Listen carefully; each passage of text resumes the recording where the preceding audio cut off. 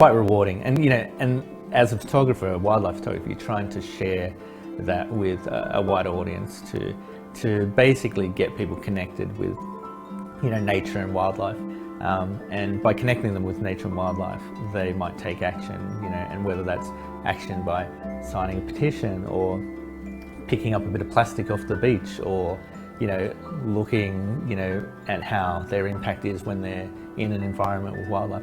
Like it all lends to some sort of education and awareness, and how we can protect this natural world.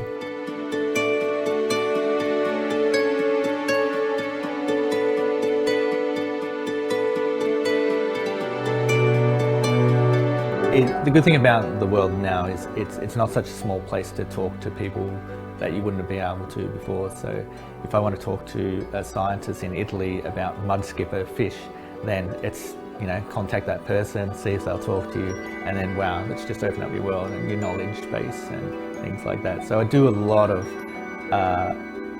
collaborations with a lot of organisations, and some are large organisations and some are just a researcher doing their PhD. So yeah, there's many aspects of how I work with the scientific community.